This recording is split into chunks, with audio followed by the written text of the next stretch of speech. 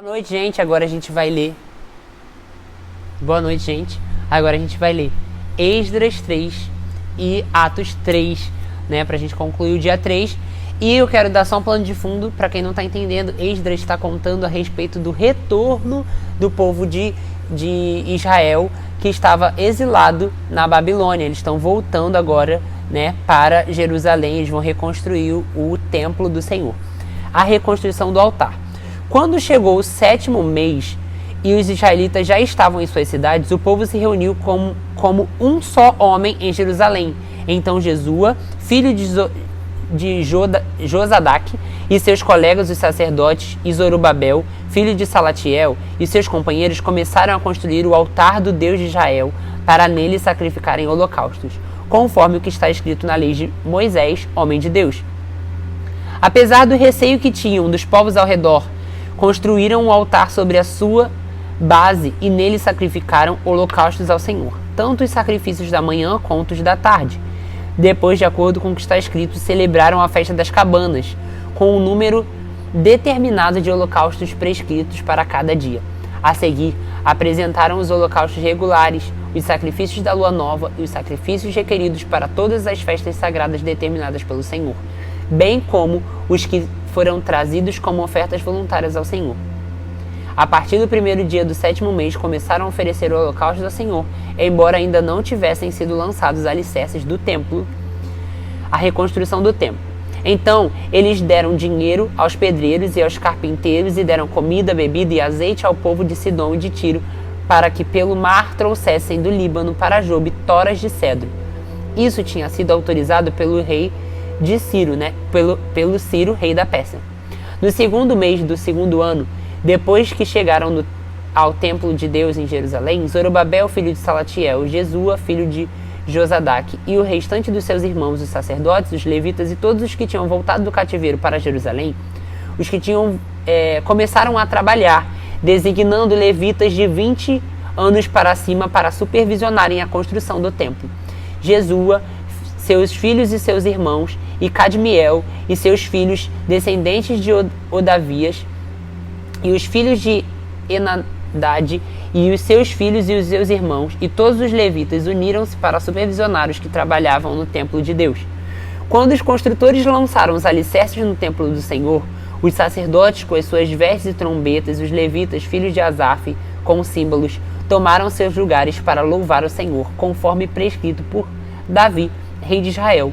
Com louvor e ação de graças, cantaram responsivamente ao Senhor. Ele é bom, o seu amor a Israel dura para sempre. E todo o povo louvou o Senhor em alta voz, pois haviam sido lançados alicerces do templo do Senhor. Mas muitos dos sacerdotes, dos levitas e dos chefes das famílias mais velhas, que tinham visto o antigo templo, choraram em alta voz, quando viram o lançamento dos alicerces desse templo. Muitos, porém, gritavam de alegria. Não era possível distinguir entre o som dos gritos de alegria e o som do choro, pois o povo fazia enorme barulho, e o som foi ouvido a grande distância. E é isso, vamos lá para Atos 3 agora. A cura de um mendigo aleijado. Certo dia, Pedro e João estavam subindo ao templo na hora da oração, às 3 horas da tarde. Estava sendo levado para a porta do templo, chamado Formosa, um aleijado de nascença, que ali era colocado todos os dias para pedir esmolas aos que entravam no templo. Vendo que Pedro e João iam entrar no pátio do templo, pediu-lhe esmolas. Pedro e João olharam para ele e então Pedro disse: "Olhe para nós." O homem olhou para eles com atenção, esperando receber deles alguma coisa. E disse Pedro: "Eu não tenho prata e nem ouro, mas o que eu tenho, isso eu lhe dou. Em nome de Jesus Cristo Nazareno, ande." E segurando-o pela mão direita, ajudou-o a levantar-se. E imediatamente os pés e os tornozelos do homem ficaram firmes. E de um salto pôs-se em pé e começou a andar. Depois entrou eles no pátio do templo, andando, saltando e louvando a Deus.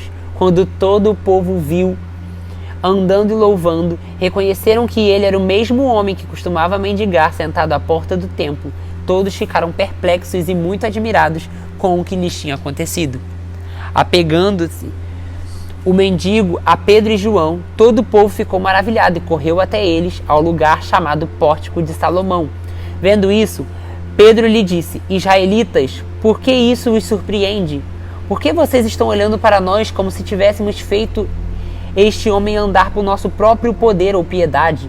O Deus de Abraão, de Isaque e de Jacó, o Deus dos nossos antepassados, glorificou o seu servo Jesus, a quem vocês entregaram para ser morto e negaram perante Pilatos, embora ele tivesse decidido soltá-lo. Vocês negaram publicamente o santo e justo e pediram que fosse libertado um assassino. Vocês mataram o autor da vida, mas Deus o ressuscitou dos mortos. E nós somos testemunhas disso. Pela fé, no nome de Jesus, o nome que curou este homem que vocês veem e conhecem, a fé que vem por meio dele, lhe deu essa saúde perfeita, como todos podem ver. Agora, irmãos, eu sei que vocês agiram por ignorância, bem como os seus líderes, mas foi assim que Deus cumpriu o que tinha predito por todos os profetas, dizendo que o Cristo havia de sofrer. Arrependam-se, pois, e voltem-se para Deus, para que os seus pecados sejam cancelados, para que venham tempos de descanso da parte do Senhor e Ele mande o Cristo, o qual foi designado, Jesus. É necessário que ele permaneça no céu até que chegue o tempo em que Deus restaurará todas as coisas, como falou há muito tempo por meio dos seus santos profetas. Pois disse Moisés, o Senhor Deus levantará dentre seus irmãos um profeta como eu. Ouçam-no em tudo que ele disser. Quem não ouvir esse profeta será eliminado do meio do seu povo. De fato, todos os profetas de Samuel em diante, um por um, falaram e predisseram esses dias.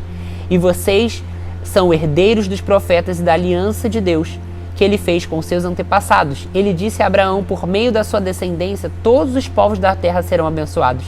Tendo Deus ressuscitado o seu servo, enviou-o primeiramente a vocês para abençoá-los, convertendo cada um de vocês das suas maldades. É isso, gente. Amanhã pela manhã a gente continua com o dia 4 da nossa leitura anual.